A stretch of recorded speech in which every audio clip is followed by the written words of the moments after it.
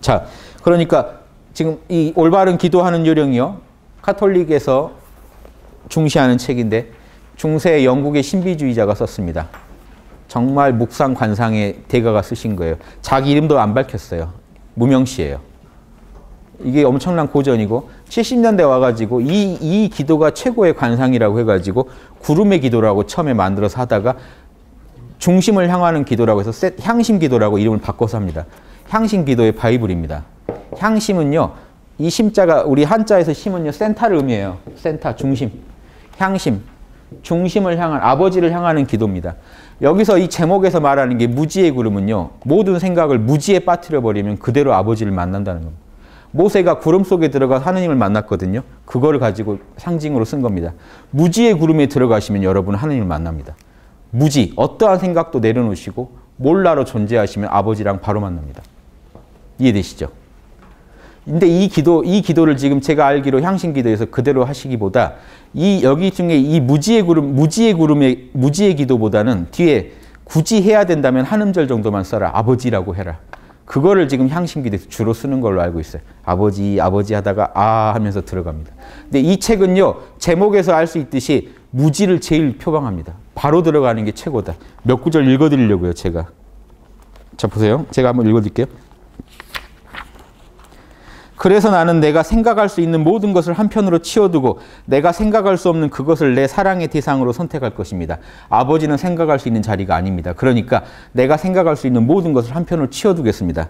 왜냐고요? 왜냐하면 그분을 좋게 사랑할 수는 있지만 그분을 생각할 수는 없기 때문입니다. 사랑으로는 그분을 붙들고 차지할 수 있지만 생각으로는 결코 되지 않습니다. 어떤 생각도 다 내려놓으세요. 뭐라고 되어 있으면 심지어 하느님에 대한 일까지도 다 내려놓으라고 되어 있습니다. 그러니까 하느님에 대한 생각까지도 다 내려놔야 됩니다. 왜냐? 그건 내 생각이니까. 이 책에서 뭐라고 하냐면 그건 당신 생각이니까.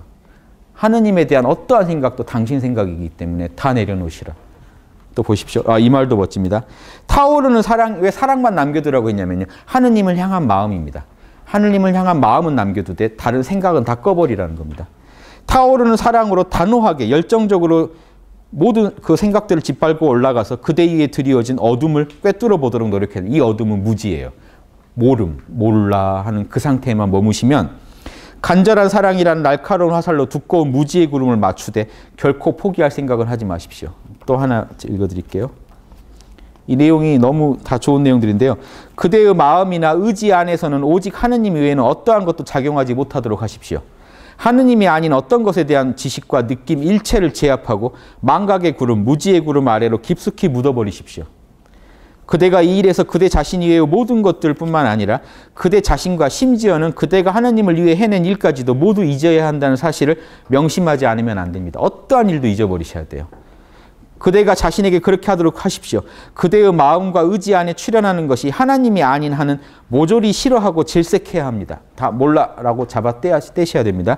그렇게 하지 않으면 반드시 무엇이든가 그대와 하나님 사이에 끼어들게 될 것입니다. 자, 제가 이거를요. 몰라를 한참 지도하다가 작년쯤에 이걸 봤어요. 이 책을 처음 보고 놀랐어요. 우리가 쓰는 기법까지도 똑같은 거예요. 몰라 괜찮아 명상이랑 보십시오. 관상적인 완덕은 그 자체가 매우 멋지고 철저히 영적이라서 이를 제대로 이행하기만 하면 우리는 어떤 육체적 움직임이나 장소와는 정반대되는 대립 개념임을 깨닫게 될 것입니다. 뭔 얘기냐면 진정한 관상은 어떤 움직이는 게 아니라 그냥 초월해 버린다는 거예요. 이런 시공을 초월해 버린다는 겁니다. 그래서 움직임이라기보다는 왜 이 말을 하냐면요. 우리가 보통 하나님 만난다 그러면 하늘로 한참 올라간다고 생각을 하는 거예요. 그거에 대한 비판을 하면서 나온 얘기입니다. 하늘로 올라가는 게 아니고 저 하늘에 어디에 있는 게 아니라는 겁니다. 진짜 하느님은. 이 시공을 그냥 초월할 때 만난다는 겁니다. 그러니까 움직임이라기보단 차라리 변화입니다. 그래서 관상기도는 시간과 장소와 육신에 관한 일체의 것들을 망각해야 합니다. 그것만 망각하면 그대로 만납니다.